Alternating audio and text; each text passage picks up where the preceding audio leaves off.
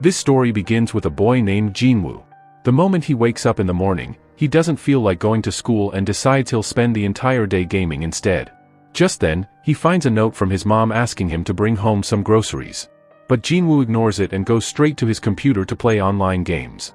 While playing, one of his friends suddenly shouts, "Turn on the TV right now and watch the news." Curious, Jinwoo switches it on, but the anchor's report cuts off abruptly. Looking out the window, he sees people screaming and running in panic, some attacking each other for no reason.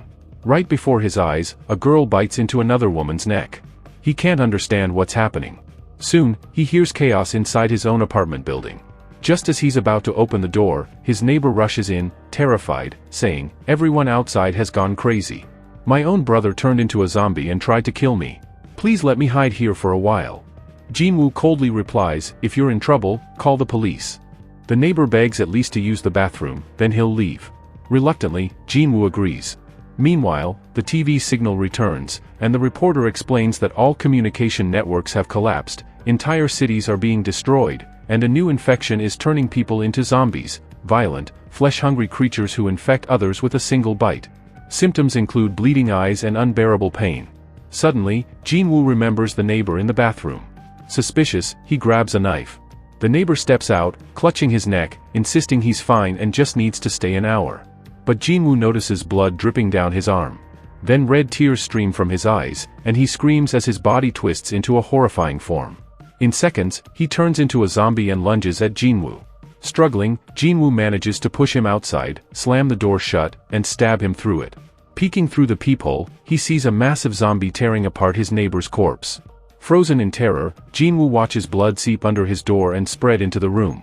Panicking, he drags the heavy fridge to barricade the entrance. He rushes to the sink, splashes water on his face, praying this is all just a nightmare, but the reality is far worse. He tries calling his sister, but instead receives a text, "We're safe. Mom is with me. Never open the door. Ration the food and stay away from zombies." Staring at his family's photo, Jinwoo prays, gathering what little food remains, regretting not listening to his mom and buying supplies. Exhausted, he falls asleep on the couch. The next morning, the news reports that the situation has worsened. People are turning into zombies faster than before. When asked what should be done, a grim-faced doctor warns, zombies are extremely violent and unpredictable. Everyone must immediately lock themselves inside. Secure your doors and windows and store at least a month's worth of food and water.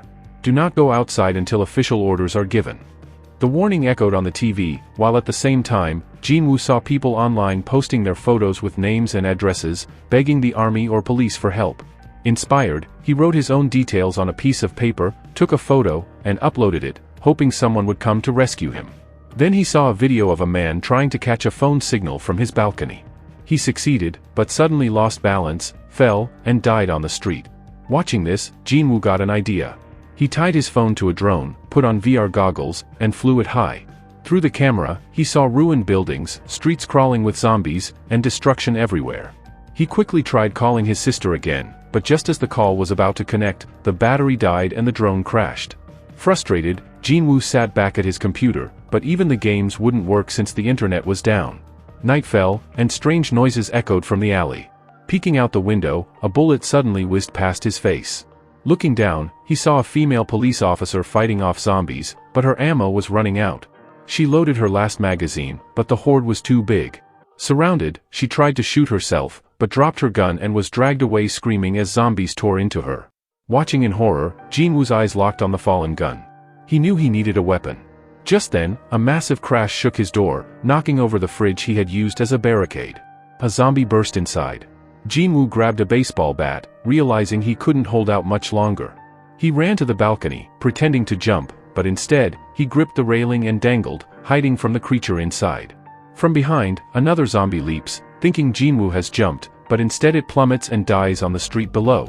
Jinwoo looks down, sees the body, and breathes a sigh of relief, only for his heart to sink when his eyes scan the streets filled with a massive horde of zombies. Among them, he even spots the same police officer he had seen before. He slams his door shut and boards it with wooden planks. Looking inside, his heart shatters. The little food he had left was destroyed when the fridge fell. He breaks down.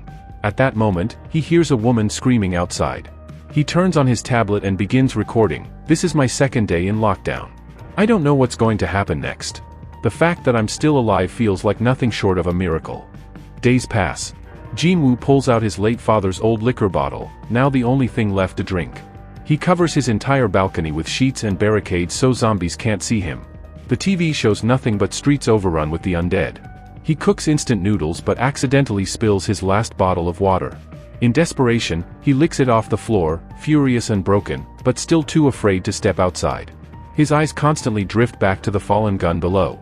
Turning on the TV again, he sees the same old broadcast, no updates, no solutions. Time drags on. Jinwoo becomes fully dependent on his father's liquor, drinking himself into a haze every day. Sometimes he dances madly around the room, other times he collapses unconscious. One drunken night, he hallucinates his family has returned. He sees his mother and runs to embrace her, only to realize it's all in his head. Exhausted, hungry, and parched, he breaks down crying. Just then, a voice message from his mom arrives. Desperate to hear it clearly, he leans dangerously out his window to catch a signal. Miraculously, the call connects, only for him to hear the most horrifying truth of his life. His mother's voice, "We're trapped inside the Adabaz Company building. Zombies are breaking in," then her and his sister's screams echo before the line cuts. Jinwoo's world collapses. In rage and despair, he smashes his TV, furniture, everything around him. Losing control, he throws open the door, kills a zombie outside, and runs into the street screaming like a madman. The noise draws more zombies. He sprints toward the elevator, but inside is another zombie. Barely escaping, he hides in the darkness, holding his breath as a blind zombie brushes past without noticing him. Somehow, he makes it back to his apartment, but soon zombies pound on his door again. He clutches the handle with all his strength, struggling until the horde finally gives up and leaves. Days pass. Looking out the window, he watches power plants exploding one after another, plunging the whole area into darkness. His last shred of hope dies. He picks up his camera to record a final message, but words choke in his throat. Empty and broken, he decides to end it all. He ties a rope, loops it around his neck, and prepares to hang himself, when suddenly a red laser dot flashes across his chest. He looks up to see a glowing board from the opposite building. Shocked awake, he tears the rope away. From across the street, a woman named Kim is signaling him from her window. She uses a laser pointer and a board to send a message, "Don't shout. The zombies will hear you." They begin communicating with hand signals and written notes. Kim scolds him for being reckless, calls him crazy, and makes him promise to meet her at the window every morning. For the first time in ages, Jinwoo smiles. He has found a companion. The next morning, he jumps out of bed and rushes to the window, but Kim is nowhere to be seen. After a while, she appears, cautiously checking her surroundings before standing at her window. Angry, she says he's late. Jinwoo apologizes, and they exchange names through gestures. Suddenly, Kim spots a zombie lurking in her own apartment. She quickly signals, "Meet me again tomorrow at 10. She goes back inside and finds the zombie caught in one of her traps, dangling helplessly. She picks up a hammer and smashes its head. That night, rain pours down. Both Jinwoo and Kim place out bowls and clothes to collect water, their precious lifeline. The next morning, Jinwoo comes to the window, his face pale, eyes sunken, and body weakened from hunger. Kim immediately realizes he's starving and needs help. She tries tying a rope to a ball and throwing it across to make a bridge between their apartments, but the distance is too great and her attempt fails. That's when Jinwoo remembers he has another drone. This time, he ties a rope to it and carefully flies it over to Kim's window. The drone succeeds, securing a strong line between them. Kim ties a bag full of food to the rope and sends it across. When Jinwoo receives it, joy floods his eyes, and he thanks her from the bottom of his heart. But his relief quickly turns to horror when he sees a zombie on the street below clutching the rope, pulling it with terrifying strength. The table anchoring it in Kim's apartment begins to slide, dragging her toward the window. With a violent jerk, she loses consciousness and collapses as the table tips halfway out. Seizing the chance, the zombie starts climbing the rope. Jinwoo panics, hurling bottles at it, but the distance is too great for any effect. The creature climbs higher and higher. In desperation, Jinwoo launches his drone again, circling it around the zombie to confuse it. The plan works, the monster becomes disoriented and loses its focus. But just then, a larger horde floods the street below, surrounding Jinwoo's building and pounding at the doors. The climbing zombie suddenly grabs the drone, pulling itself dangerously close to Kim's window. At that exact moment, Kim regains consciousness. She grabs a weapon and hacks off the zombie's hand, sending it plummeting. The creature howls as it falls, torn apart by the furious horde below. Meanwhile, Jinwoo wraps duct tape around his shoes to muffle his footsteps, grabs a stick, and quietly slips out of his apartment. In the hallway, he finds what remains of his neighbor's shredded body. He takes the keys from the corpse's pocket and sneaks into the neighbor's apartment. He rushes straight to the kitchen, grabbing every scrap of food he can find. But in one room, he stumbles upon a body. Leaning in cautiously to check if it's dead or alive, he's suddenly ambushed from behind by a zombie. Terrified, he uses the corpse as a shield and barely escapes, sprinting back to his own apartment. Slamming the door shut, he exhales in relief. Now, at least, he has food, and a little hope. Wanting to return the favor, he packs some supplies into a bag and includes a walkie-talkie he found in his neighbor's home. The next day, they finally talk to each other through the radios. Hearing a human voice after months fills Jinwoo with joy. Kim thanks him, admitting she already ate all the food in one sitting. Jinwoo laughs, saying, "I should be the one thanking you. You saved my life." But Kim replies seriously, "I didn't save your life. You wanted to live. I just gave you a reason." Jinwoo smiles, knowing it's true. "Whatever it is, if it weren't for you, I wouldn't be here today." Over time, their conversations grow lighthearted.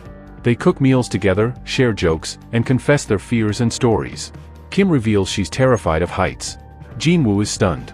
A woman who chopped off a zombie's hand is afraid of heights? Kim laughs, replying, "I don't think of them as people anymore. That makes it easier." Just then, they hear a sound like rainfall. Excited, they prepare to collect water, but quickly realize it's not rain. It's the sound of thousands of zombies charging. The ground trembles as the massive horde swarms toward their buildings. Panicked, they lie flat on the floor, trying to stay silent. But in Kim's room, a table crashes to the ground, echoing like thunder. The zombies immediately turn toward her window. Trembling, Kim whispers into the walkie-talkie. Jinwoo reacts without hesitation, formulating a plan. He dials the landline of an abandoned apartment nearby. The ringing phone distracts the horde, pulling them away from Kim's flat. The trick buys them some time. But both realize the truth: survival inside these buildings is no longer possible. They must escape. Kim tells Jinwoo she studied the building opposite hers for weeks and is certain that no zombies have reached the 8th floor. Determined, she decides to go there. Tying a rope around her body, she climbs out her window. As she descends, zombies lunge upward at her. Kim fought fiercely with all her courage and weapons, managing to overpower the zombies. From above, June was stunned by her bravery. Just then, Kim spotted a gun lying on the ground and reached for it, but a zombie lunged at her neck. Without hesitation, June rushed down, and together they fought side by side. After a brutal struggle, they finally made it to the building and slammed the door shut behind them. But the glass walls wouldn't hold for long. As the zombies smashed against them, the two sprinted to the elevator, hit the button, and escaped upward. On the 8th floor, they finally caught a moment's breath. The hallway was empty. They tried opening several doors, but all were locked. Suddenly, a zombie appeared behind them, and within seconds, an entire horde filled the corridor. June quickly slammed a heavy iron gate shut to stall them and grabbed a stick to fight, while Kim managed to pry open a door. But as soon as she did, someone from inside yanked her in. The stranger threw a smoke grenade and shouted, "Get inside, now!" June bolted into the room, and with the smoke clouding the air, they were safe for the moment. But suspicion flared in Kim. Angrily, she demanded, "Who are you?"